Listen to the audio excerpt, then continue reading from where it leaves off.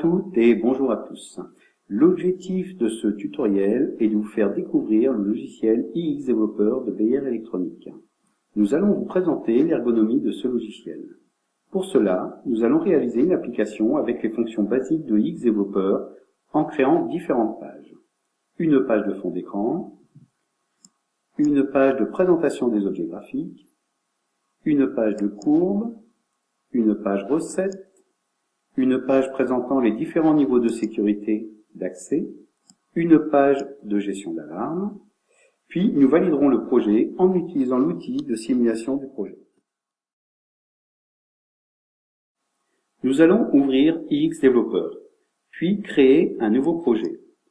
Choisir l'écran sur lequel nous souhaitons développer le projet. Tous les formats d'écran sont disponibles en bas de l'écran. Si vous sélectionnez un écran, par exemple iX T7A, une courte description de l'écran s'affiche au-dessus, comme la résolution, la mémoire d'application, les différents ports de communication disponibles. Ensuite, vous devez sélectionner les différents protocoles de communication des automates avec lesquels vous voulez communiquer. Comme vous pouvez le voir, il existe de nombreux protocoles permettant de communiquer avec les différents automates du marché. Vous avez par exemple ABB, Allen Bradley, Beckhoff, Mitsubishi, Siemens, etc. Pour les besoins de la démonstration, nous allons choisir le driver démo qui contient des balises et des compteurs et utilisé pour concevoir et tester un projet directement sur le panel de développement sans connexion à un contrôleur externe ou un automate. Donnez un nom à votre projet, par exemple démo. Le projet s'ouvre automatiquement.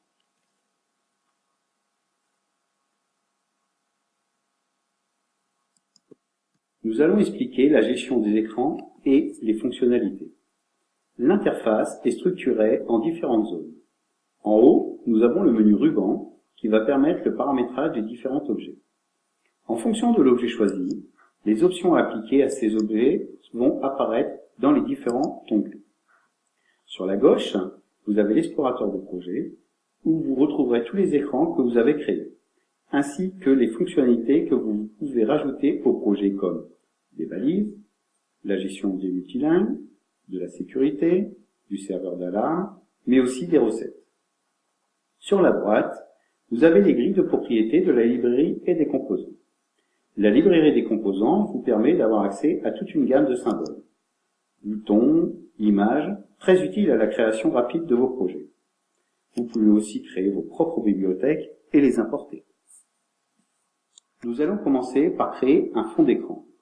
Sélectionnez l'écran, clic droit, remplacer, donnez un nom à votre fond d'écran, par exemple fond d'écran.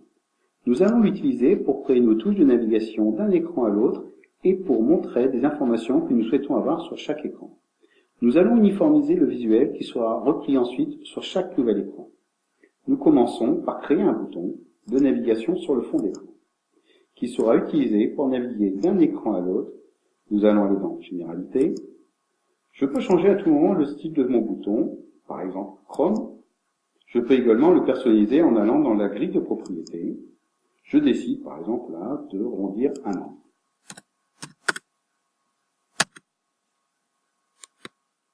Dans notre application, nous allons créer 5 pages. Aussi, nous allons dupliquer notre bouton 5 fois. Pour cela, nous sélectionnons le bouton, puis clic droit, et nous choisissons Créer une série.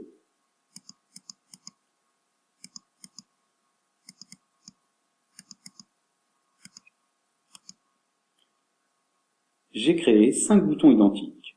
Ensuite, je crée une zone de travail.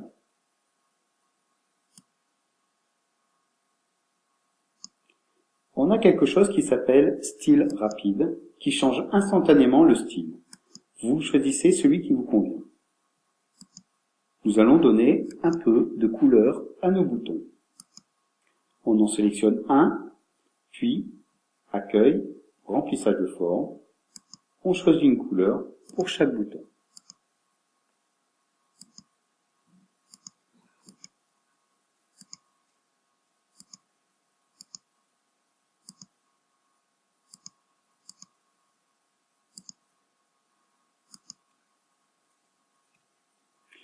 Pour changer les propriétés de l'ensemble du bloc, bouton, vous sélectionnez tous les boutons avec la souris et vous changez la police de caractère, la couleur, etc.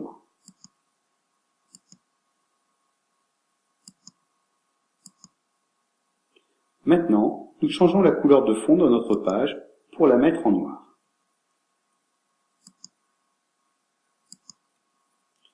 Nous allons rajouter une horloge digitale en ouvrant le pop-up et on choisit à l'intérieur de l'horloge digitale et on change la couleur de fond.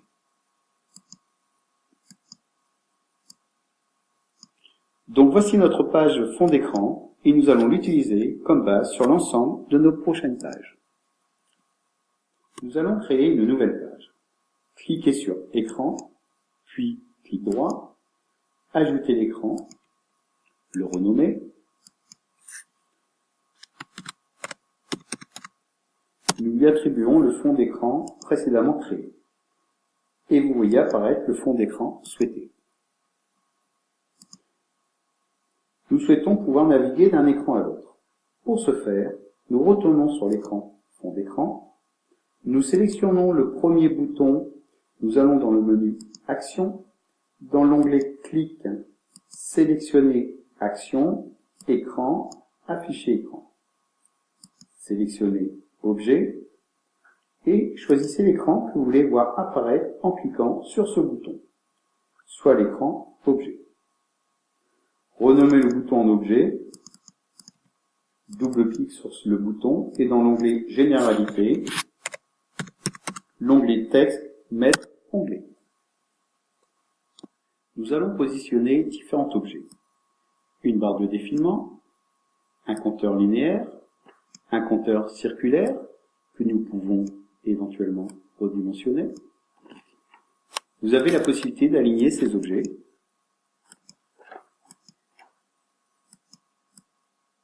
Et également de zoomer. Ainsi, vous pouvez constater qu'il n'y a aucune pixelisation. Nous sommes en vectoriel. Pour homogénéiser, nous allons sélectionner tous les objets, puis allons dans le menu Généralité, nous allons modifier le style visuel en classique, en vintage, en chrome, etc. Pour l'instant, ces objets ne sont reliés à aucune balise de communication. Elles ne fonctionnent pas. Pour ce faire, nous allons dans le menu Accueil et dans l'onglet Balise sécurité, nous allons pour ce faire indiquer à quelle balise les objets sont reliés. Si l'on connaît le nom de la balise, nous pouvons l'indiquer directement. Sinon, avec le menu déroulant, nous voyons l'ensemble des balises déjà créées. Nous pouvons aussi directement créer les nouvelles balises en cliquant sur Ajouter. Nous changeons le nom en objet tag. Maintenant, nous avons connecté les trois objets de la même balise objet tag. Nous compilons l'application pour avoir un aperçu du rendu en cliquant tout en haut de la fenêtre sur la flèche verte Exécuter. Le projet peut être compilé et exécuté pratiquement à tout moment. Cela vous permet de tester continuellement votre design de manière interactive. La première compilation est un peu plus longue que les suivantes. Lorsque vous bougez le curseur sur un des objets, l'ensemble des objets réagissent car ils sont liés à la même balise. Nous allons créer une page de courbe. Nous la renommons courbe.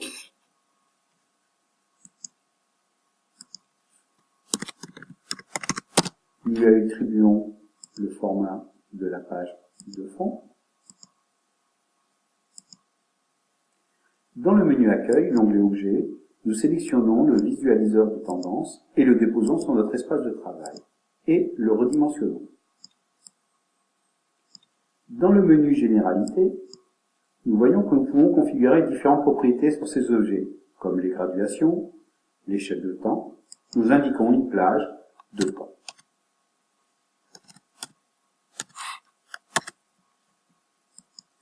Nous allons indiquer les courbes que nous voulons visualiser.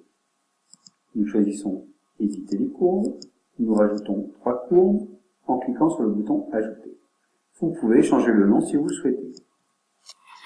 Ensuite, vous voyez les courbes avec les différentes balises comme courbe 1, puis courbe 2,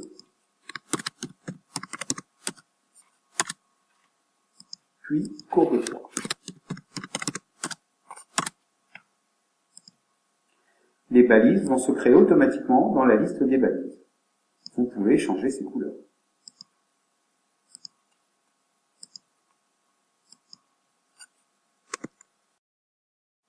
Ces balises sont des balises internes qui ne sont pas connectées à des variables automates.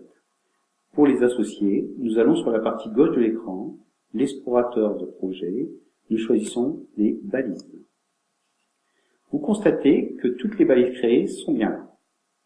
Vous pouvez voir dans la colonne contrôleur à quelles variables de l'automate sont rattachées vos balises.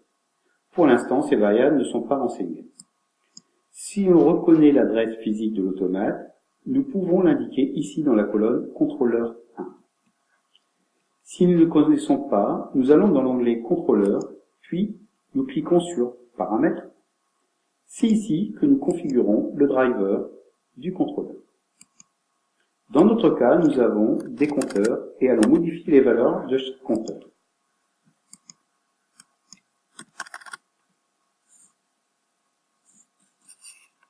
Vous pouvez consulter de l'aide en cliquant sur l'onglet Aide pour avoir des informations sur le driver utilisé, notamment sur l'adressage ou le câblage.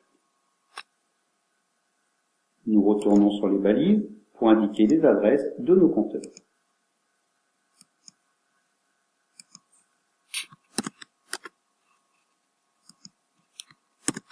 Si vous utilisez une adresse inexistante, vous verrez apparaître un warning.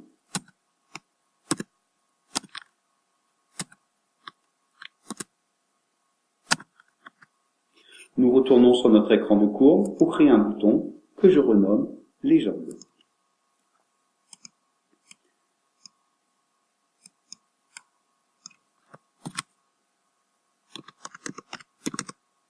Nous lui associons une action. Dans le menu Action, afficher la légende du visualisateur, puis choisir Train Viewer.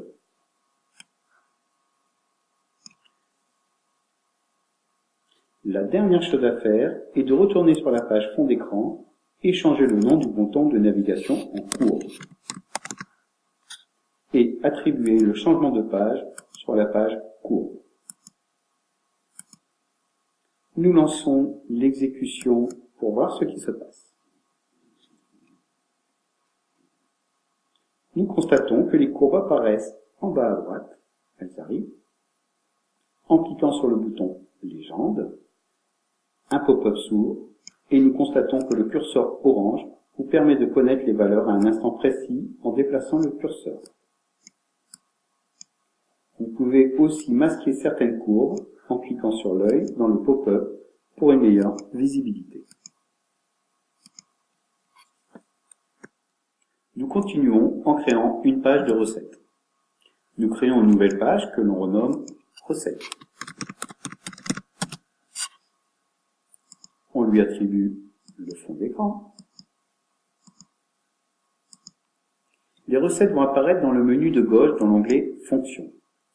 Nous voyons apparaître la recette appelée Recipe 1. Nous pouvons la renommer en recette. Nous allons maintenant définir quelles données nous allons inclure dans notre recette. Nous cliquons sur Ajouter. Nous pouvons changer le nom si nous souhaitons. Nous attribuons différentes balises. Tag 1, puis ajouter et attribuer tag 2, tag 3 et tag 4.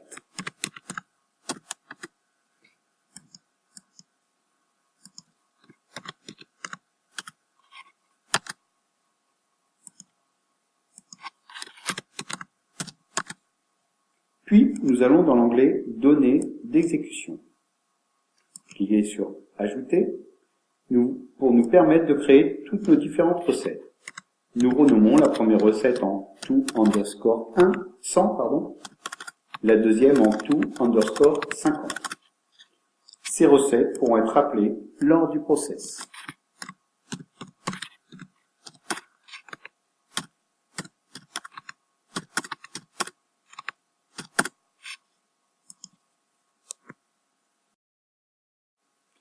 Nous retournons sur l'écran recettes pour les visualiser.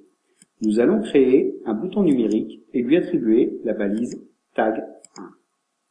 Ce bouton, nous allons le dupliquer 4 fois par la fonction CTRL-C, CTRL-V.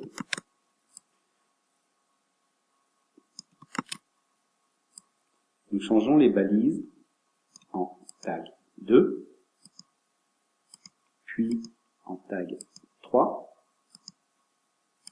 et enfin en tag 4.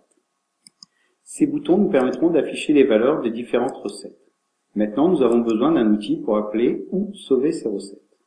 Il faut trouver un bouton auquel nous lui attribuons une action, ou bien nous pouvons appeler la grille de propriété et choisir un bouton dans la bibliothèque prédéfinie. Nous allons utiliser le bouton Load Recite and Save Recite. Cette solution est pratique car ces boutons sont déjà disponibles et nous avons la possibilité de les renommer.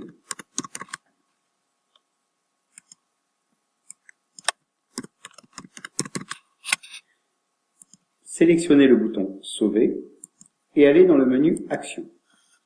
Choisir Enregistrer une recette. Nous faisons la même chose pour le bouton Charger. Pour finir, nous allons sur la page de fond d'écran pour changer le nom du bouton de navigation en Recette et lui attribuons l'action de changement de page vers la page Recette. Nous lançons la compilation.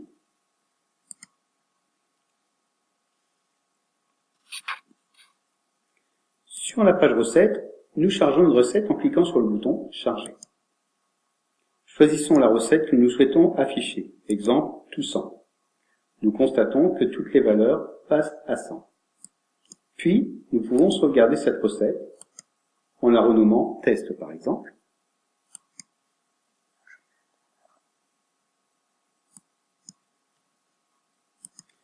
Nous avons pu nous apercevoir que nous avons changé la valeur et que cette recette, nous pouvons la retrouver en mode test avec les bonnes valeurs. Voilà pour les recettes qui sont très faciles à paramétrer et très faciles à utiliser. Nous allons passer à la page Sécurité. Nous ajoutons une nouvelle fenêtre que nous renommons Sécurité.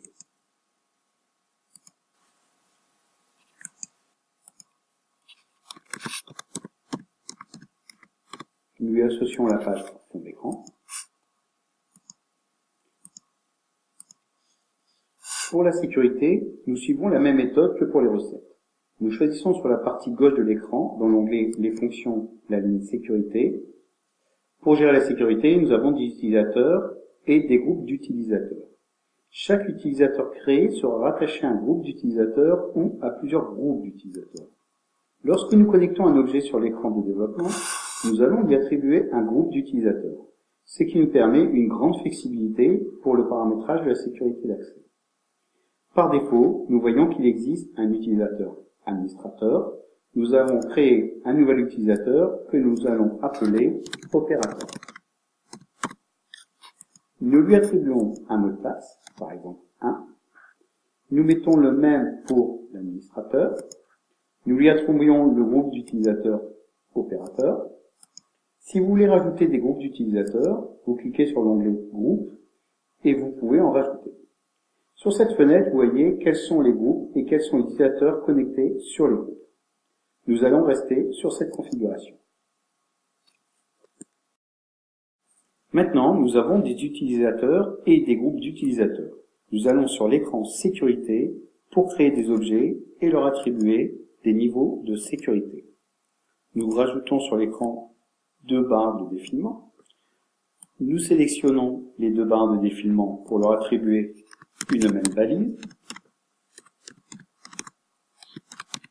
Nous ajoutons une balise que nous renommons sécurité tag. Maintenant, nous voulons pouvoir nous loguer et nous déloguer en action des différents utilisateurs. Pour ce faire, nous allons dans la bibliothèque de composants et rajouter les boutons Login et Logout. Nous allons donner des actions à ces boutons. Sélectionnez le bouton Login, puis dans le menu Action, l'onglet Clic, nous choisissons dans Sécurité, Action, Login.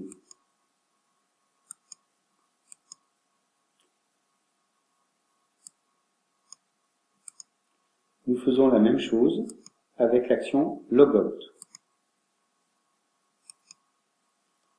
Pour voir ce que nous pouvons faire avec les fonctions de sécurité, nous sélectionnons la première balle de défilement et nous lui attribuons un groupe d'utilisateurs en allant dans le menu Accueil, puis dans l'onglet Balise sécurité.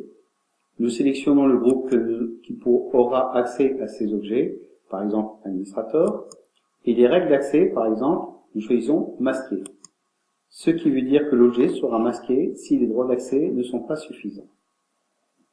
Sur la barre de défilement du bas, nous attribuons le groupe opérateur et nous souhaitons qu'il soit désactivé, c'est-à-dire que l'objet est désactivé si les droits d'accès ne sont pas suffisants. Pour finir, nous allons sur la page de fond d'écran pour changer le nom du bouton de navigation en sécurité et lui attribuons l'action de changement de page vers la page sécurité. Nous lançons la compilation. La dernière chose que nous souhaitons vous montrer est la gestion des alarmes. Nous créons une nouvelle page appelée Alarme. Nous mettons le fond d'écran. Les alarmes se paramètrent dans le bloc Fonctions sur la gauche de notre écran et nous choisissons l'option Serveur d'alarme. Par défaut, nous avons une alarme que nous pouvons renommer.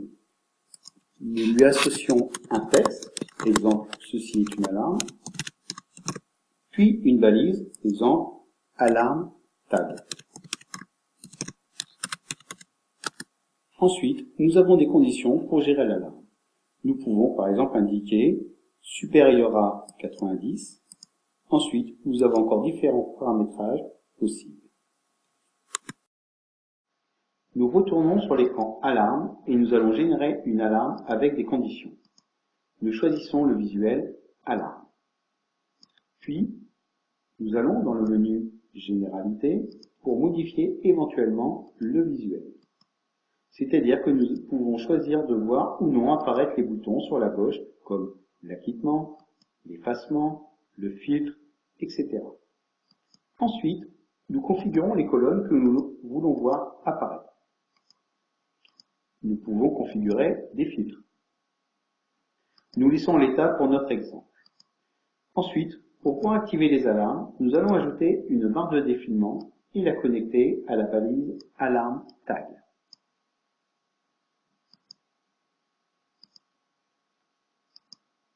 Nous allons rajouter un pop-up qui va vous donner des informations sur la nature de l'alarme. Pour cela, nous allons ajouter une page que nous allons appeler alarme info. Mais ne nous lui associons pas de fond d'écran, car nous allons créer une page d'un format plus petit pour réaliser notre fenêtre pop-up. Nous allons dans le menu Généralité, nous cochons dans l'onglet Écran contextuel pour indiquer que nous voulons une pop-up. Nous la nommons en alarme info. Puis, nous cliquons sur Modifier la position, taille de l'écran pour positionner notre pop-up à l'intérieur de notre page. Nous allons lui donner une couleur de fond rouge. Puis, nous insérons un bouton texte et nous allons changer le texte par « Ceci est une alarme, intervenir ».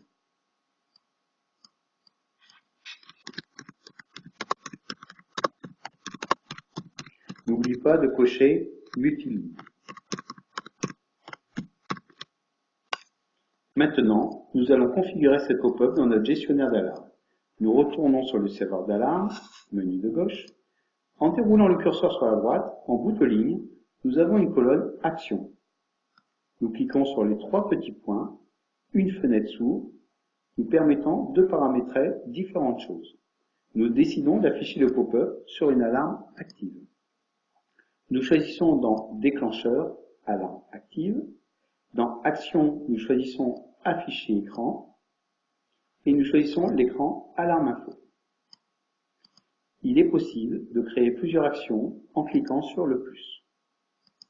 Enfin, nous allons sur la page de fond d'écran pour changer le nom du bouton de navigation en alarme et lui attribuons l'action de changement de page vers la page alarme.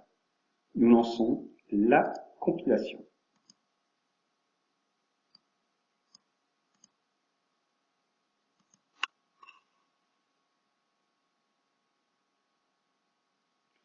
Nous constatons que si l'on pousse le curseur au-delà de 90, une alarme apparaît avec le pop-up. Nous fermons le pop-up, l'alarme est en rouge, mais nous pouvons la quitter, la supprimer, etc. Nous arrivons à la fin de cette démonstration. Nous vous remercions pour votre attention.